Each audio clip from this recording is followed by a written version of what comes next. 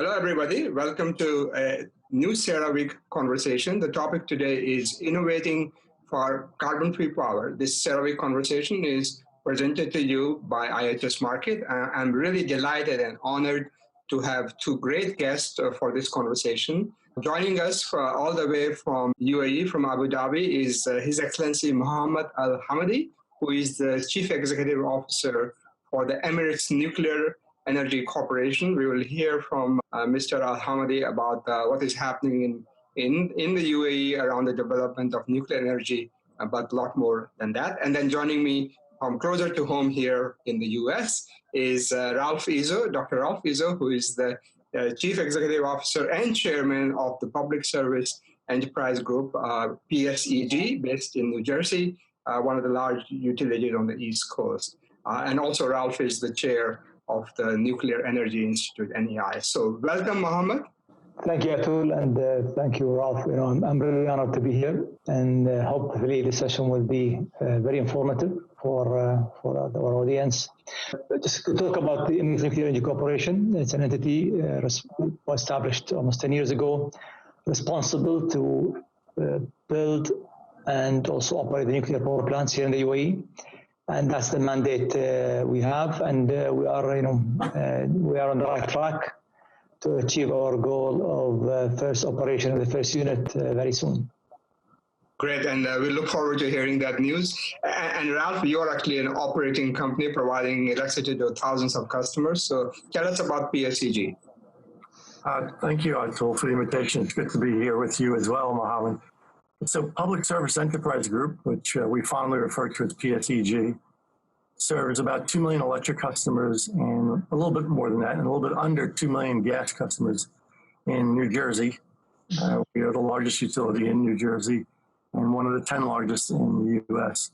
We also have about a 10,000 megawatt merchant generation fleet, of which 60% of its output is nuclear, and about 30% is natural gas, and the remainder is a combination of solar and some diminishing coal.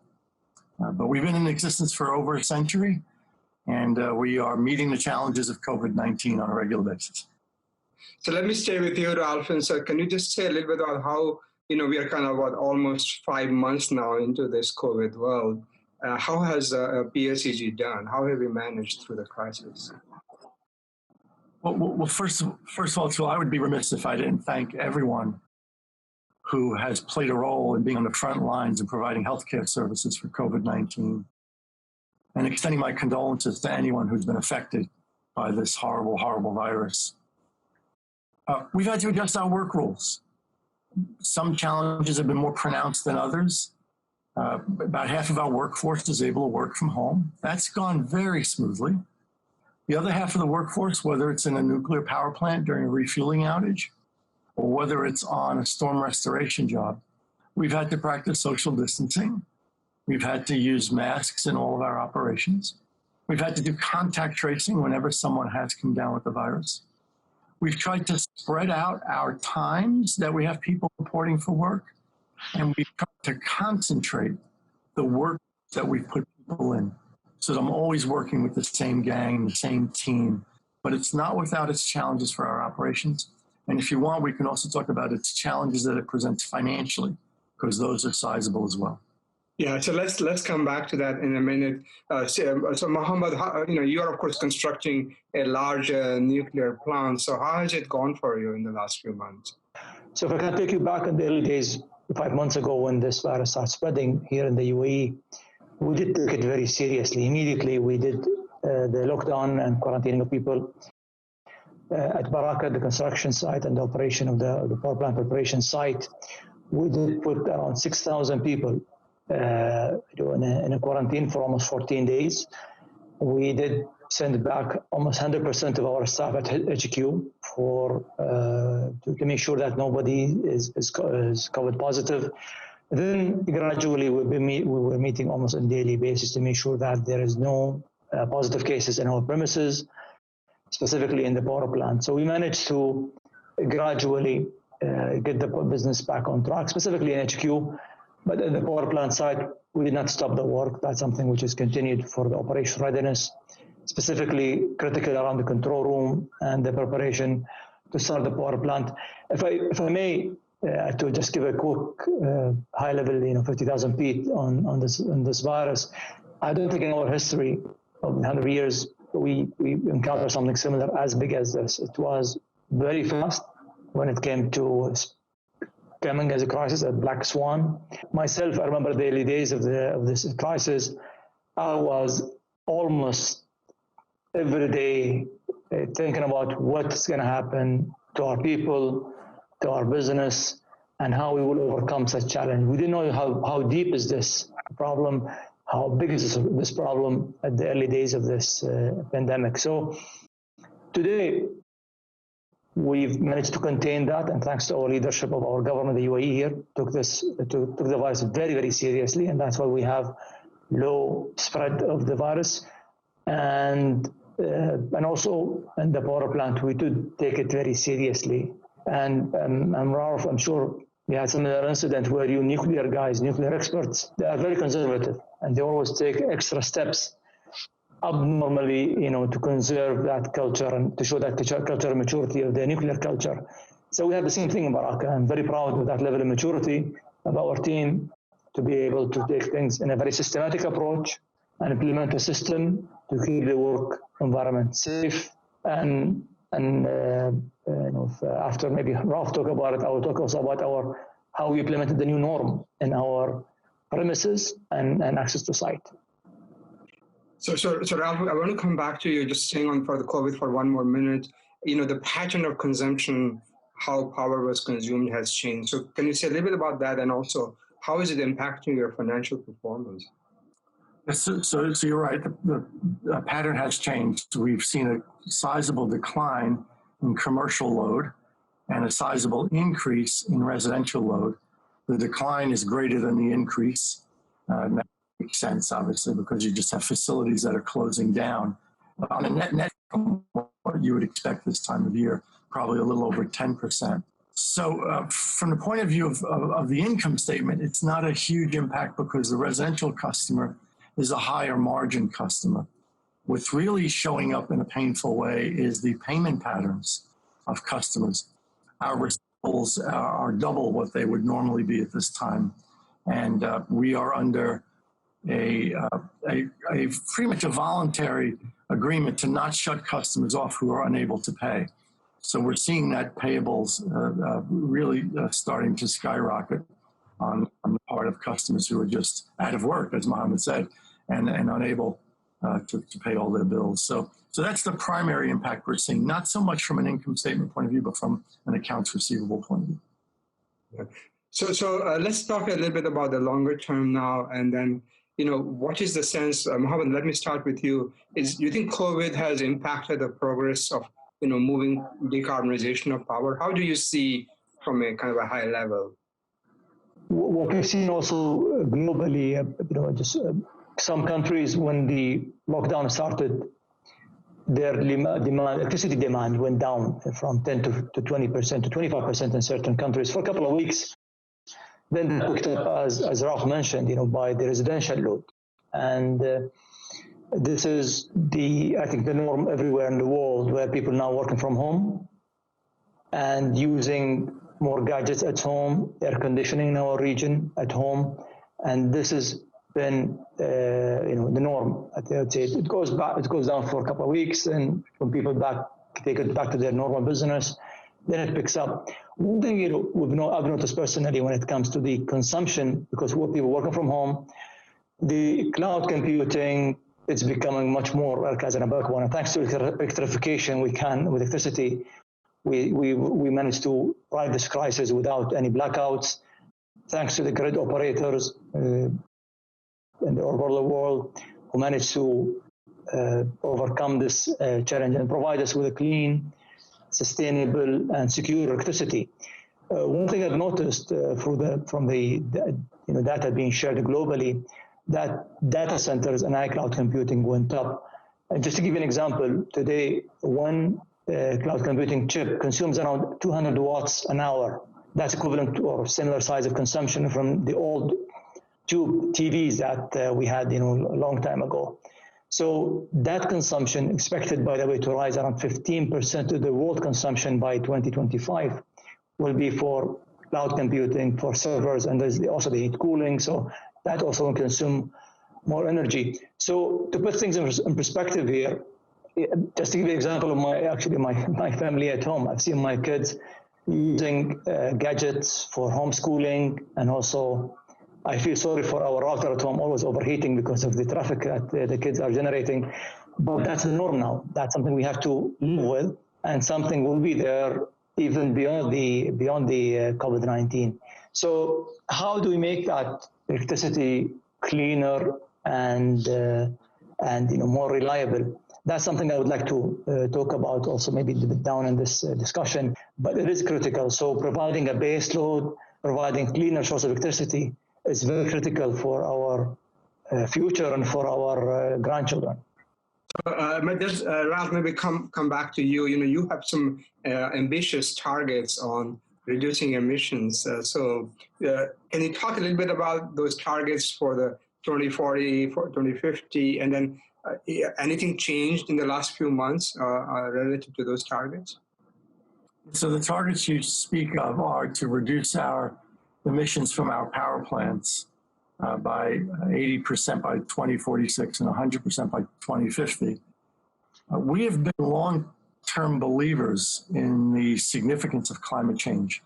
We embraced the early President Clinton initiatives to reduce CO2 emissions. In fact, our emissions are down 43% from where they were just 10 years ago. And our emission intensity is about half of the US average. That's largely because of our nuclear fleet. We have one remaining coal plant that has a capacity factor of about 2 or 3%, and it will be shut down permanently next June. So we will be completely out of coal. And our average heat rate on our gas fleet is about 7,000 BTUs per kilowatt hour, so it's very efficient. We've put forth a 5-part proposal to diminish carbon emissions. Number one is we are advocates of a price on carbon. We think that a clear economic signal will allow the market to optimize carbon reduction technology selection. Number two, we're firm believers in energy efficiency. We've asked our state regulator to give us the permission to invest $2.5 billion in various energy efficiency measures. Number three, we think that preservation of existing nuclear plants is essential. In New Jersey, over 40% of the power comes from nuclear, and 90% of the carbon-free power is nuclear. Number four is investment in renewables, and that includes solar and wind, where it makes sense, and the price of carbon would dictate that. And lastly, to basically electrify the economy, beginning with transportation. In the US, as you know, transportation is the #1 source of carbon dioxide emissions now, overcoming the power sector. It's been that way in New Jersey for decades because of our nuclear fleet.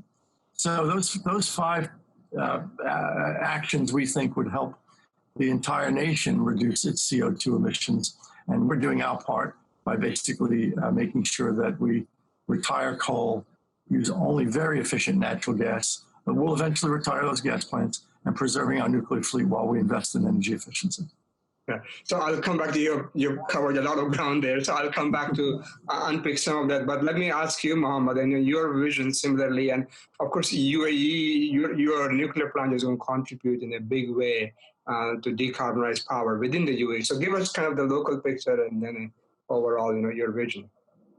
So, to complement actually Ralph and strategy, that's very resonates. What we are doing here also in the UAE. We are targeting to diversify our portfolio of energy. We've been dependent on fossil fuel, mainly gas, which is cleaner than other sources of fossil fuel, and definitely cleaner than coal. So the strategy of the UAE is to focus on diversification of energy with a carbon emission-free mix of portfolio. So we started evaluating all the options, and we've installed renewable energy, and specifically photovoltaic, and we have a couple of gigawatts now already installed. We will be installing about 80% in the region for the last 10 years here in the UAE. We're also looking at gas plants, but the major transformational change, I would say, to our energy mix will be the nuclear. So once we have the 4 units operational, that will provide us around 25% of our electricity mix for the UAE. That's around 5.6 gigawatt. That will avoid emitting around 21 million tons of CO2 emissions. And as Rob mentioned, transportation is key. And we've just to connect this with transportation, 4 units will avoid us emitting, as I said, 21 million tons of CO2 emissions. That's equivalent to around 3.2 million cars off the road on an annual basis. We have roughly around 3 million cars here in the UAE. That energy transportation will just be kind of eliminated. And that should be a dramatic change for the energy mix of the UAE by the nuclear power plants. The current system we have right now has been built 30 or 40 years ago. And whatever we invest today will be there for the next 30 to 40 years to come. So that's why we need to adapt with the current technologies we have. And very specific element here I would like to elaborate on is the energy density when it comes to energy mix. Just to look at fossil fuel today, the fossil fuel, when it comes to diesel, and Ralph talked about the heat rate of gas plants, the heat rate, we're talking about 14,000 watts per kilogram for the diesel, which is could be a diesel or gas fuel. If you look at the nuclear, it's around 360 watts per kilogram, very dense when it comes to energy. If you look at the photovoltaic, it's around, roughly between around 150 to 100 watts per kilogram. So it gives you a very better energy per square foot or per square meter. So that's why nuclear is a major source of a base load, and that's what you need for the current systems we have. The current transmission and distribution network we have today is designed all around base loads, and that's why it is critical to invest in that and be realistic in our approach to invest in that, but also take advantage of the future of the technological development, could be from renewable and also from energy storage that I would like to talk about later in my conversation here. So let's spend a few minutes on nuclear power, because I've talked to both of you before in the sense that there is some in some quarters, including environmental quarters, opposition to nuclear power. So how would you respond to that? Costs are very high. It's, disposal of nuclear waste. So there are a number of issues around the viability, longer-term viability of nuclear power. So Ralph, why don't I start with you? You have a pretty large portfolio. You said it's going to be part of the mix. So how do you address those concerns? So first of all, the disposal problem, which is a real problem, is not a technical problem. It's a political problem. Other nations have successfully dealt with their waste. The United States has a viable site in Yucca Mountain. It's from an engineering and a scientific point of view. It's not viable, evidently, from a political point of view. So I empathize with the opponents to say, well, until we overcome that issue, be it overcome the political opposition or the technical opposition, we have to think twice about long-term investment. That's fair. I mean, I don't think a proliferation of waste around 100 plus sites in the United States is a viable long-term solution.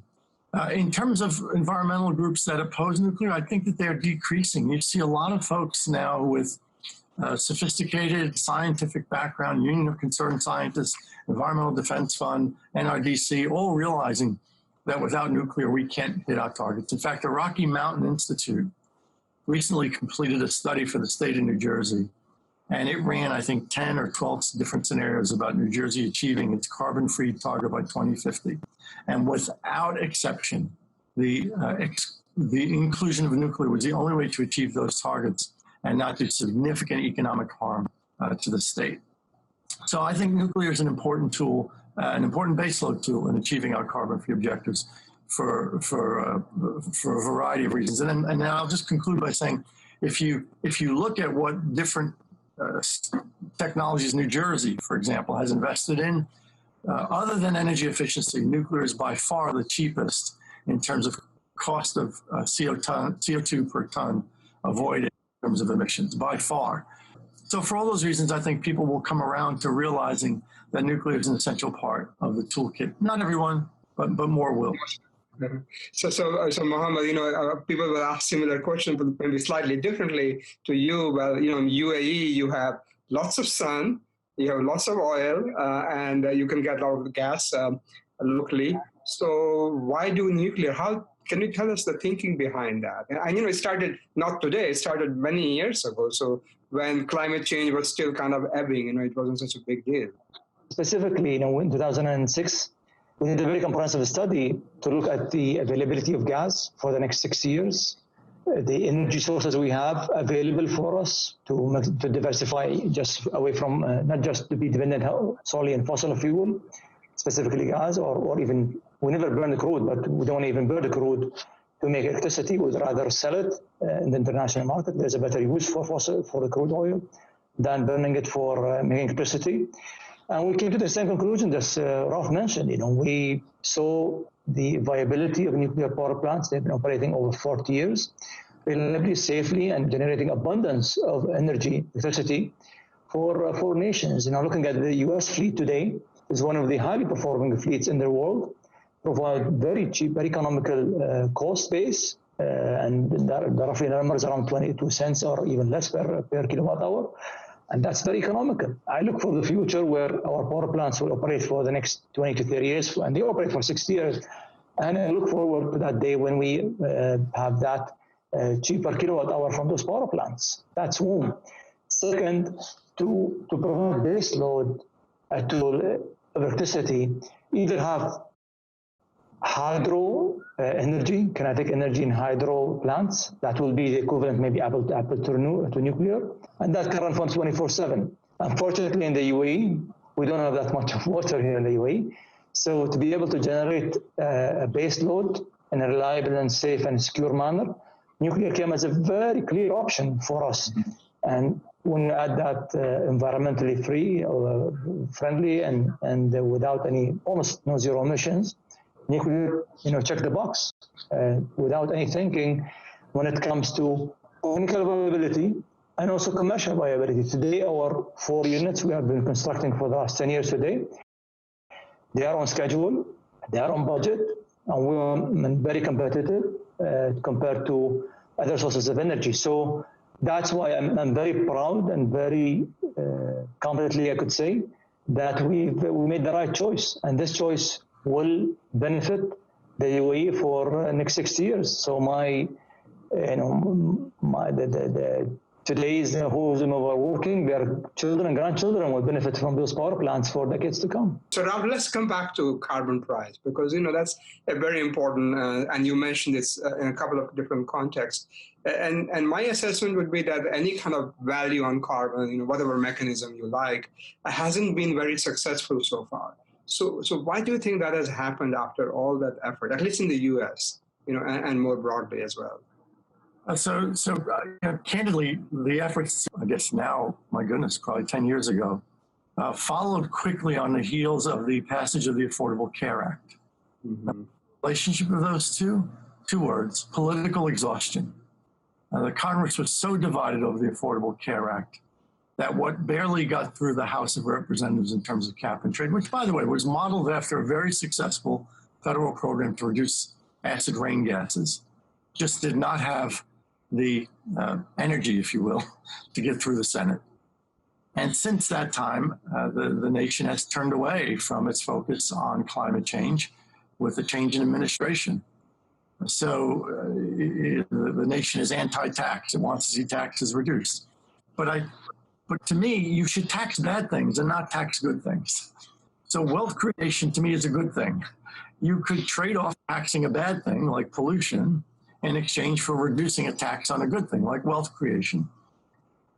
And there is increasingly an interest in talking about it, but I would agree with you, Atul, that there is not an enthusiasm for embracing it that is of a scale that gives me confidence that anything will happen in the near future.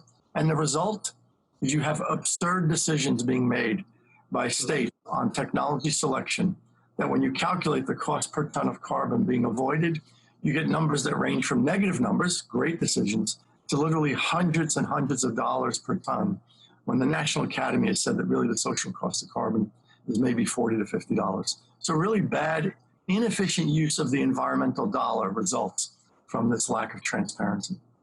So I would say, though, on the positive side, there is a lot of at least the younger generation is now very focused on climate change, and that may do something. So Mohammed, from your point of view, living in the Middle East, which is the hub of the global energy system, how does a conversation about carbon price, how does it feel, and what do you think? And any other policies you would promote, to decarbonize energy?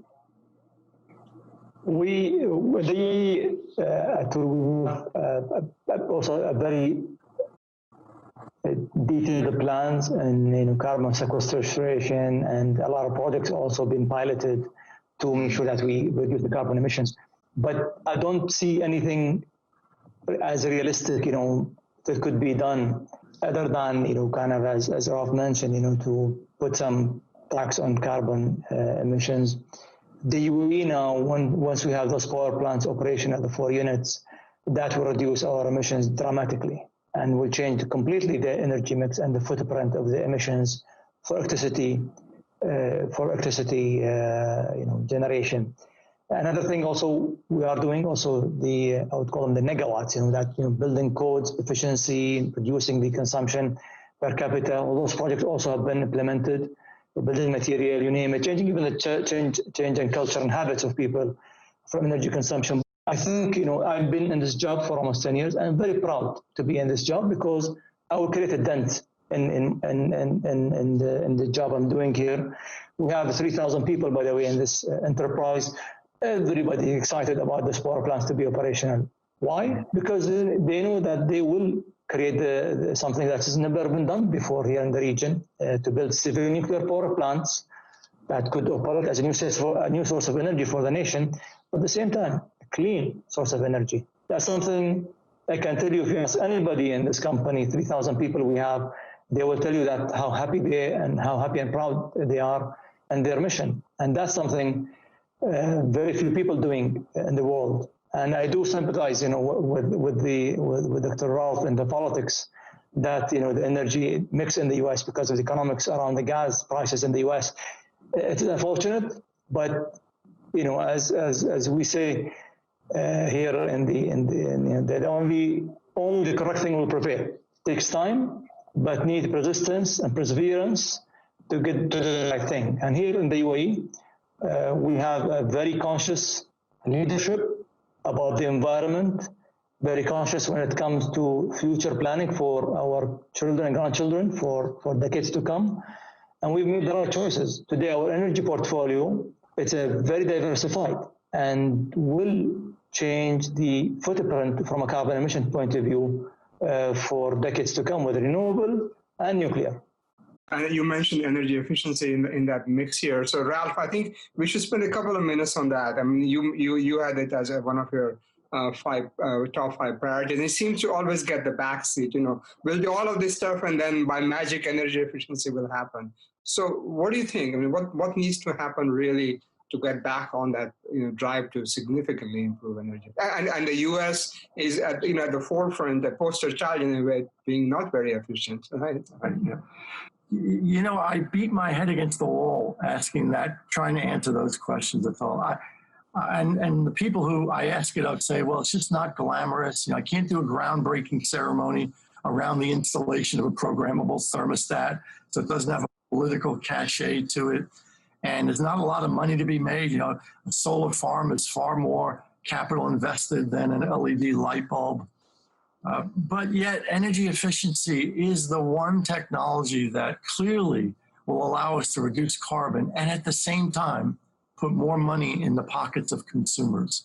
There are a series of legitimate market reasons why consumers won't spend $1 in that way, even though it makes economic sense to someone, such as a utility, whose cost of capital is far less and whose level of technological sophistication is far more than the average consumer. So that's the path we're on.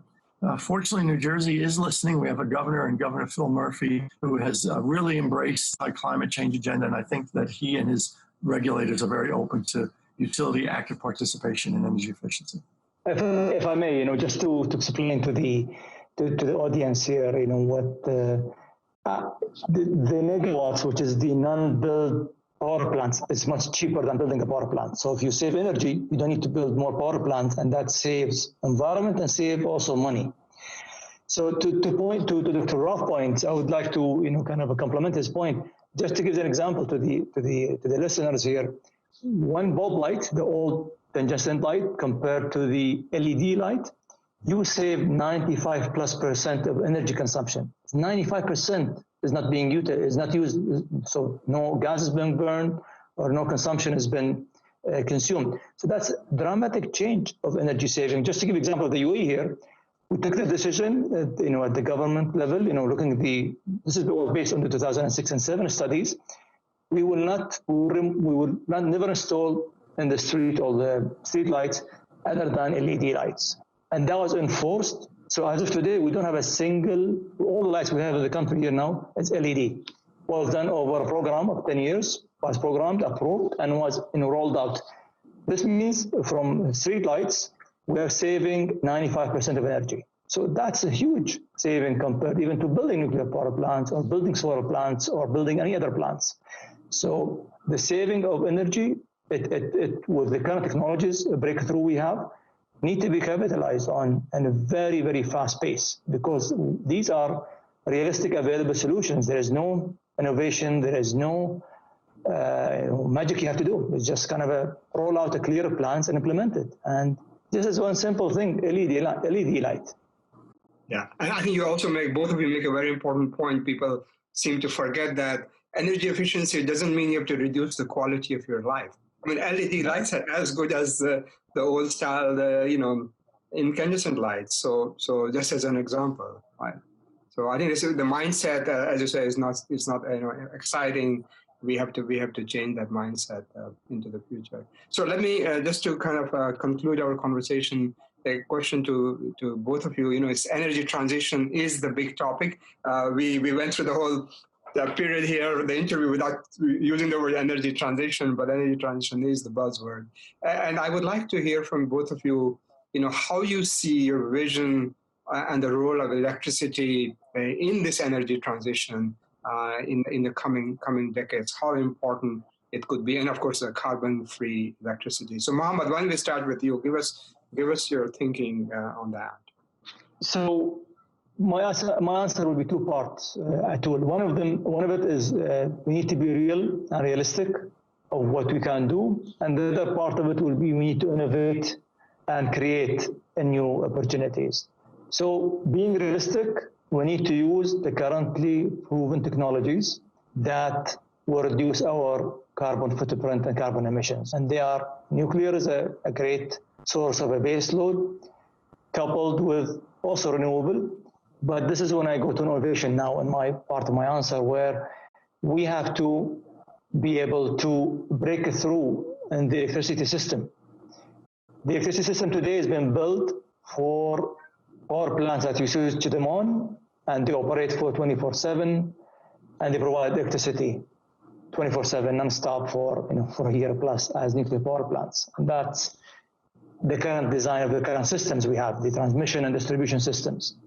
Then we need to innovate on those systems so they can adopt and adapt to the intermittent power supplies with integration with the nuclear power plants, with the current technologies we have. So these innovations in transmission network, distribution network, automation of those systems, and using artificial intelligence and data to be able to make the system more efficient, there's a huge opportunities out there.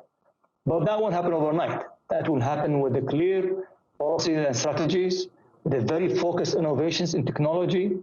And once we make a decision, we have to carry it through for the next 15 to 20 years. And that's something that the UAE is doing in a very systematic approach. We are innovating our generation side. We're also working a lot in automation of our transmission distribution system to be able to cater for a very dynamic and a very efficient system. Another thing I would like to leave you with from an innovation point of view, which has a huge potential, and that specifically when it comes to energy density and energy storage, is batteries. Today, the energy density of batteries is roughly 250 watts per kilogram, and that's the Tesla grade of batteries. And that's very low from energy density point of view. If you look at the future of energy storage when it comes to hydrogen, talking about 39,000 watts per kilogram, and that's a huge opportunity, great opportunity. I look forward to making green hydrogen through nuclear power plants to be able to provide innovative sources of energy on the generation side. And as I said earlier, also looking forward to be part of the innovation and automation of the grid system that will be able to cater for the dynamic of the generation systems. So being pragmatic, but also innovative, you're sort of combining pragmatism of what is possible today with more innovation in the future. And also, we have to be realistic. We cannot. Yeah. We have to capitalize on current solutions we have. The green solutions and the clean solutions. Then we need to pragmatically kind of plan for the future. We cannot go and build a system, like electricity system, a grid completely based on intermittent power supply. It has to be done in a way that you cater for the base load, and at the same time you design your grid to cater for more of an intermittent capacity over time. But this will need very clear policies and strategies with clear plans and a clear path that we have to go through to implement that. So thank you for that. So Ralph, what is your vision here for the future? You have big targets, big ambitions, I would say, but the vision to get there? We have a vision where in the future we are more efficient in our energy use. Mm-hmm. The supply that we have is cleaner, and the delivery system is more resilient than ever before. And as Mohammed said, technology is at the forefront of all of that. Data analysis at the customer end to help us understand usage patterns and what they use, when they use, and how they could change that. Material science at the production end so that we can get conversion efficiencies out of solar, larger and more efficient wind turbines, advanced nuclear fuel cycles. So use less, pollute less, and be interrupted less is the three-part future that we see. Okay, well, thank you very much.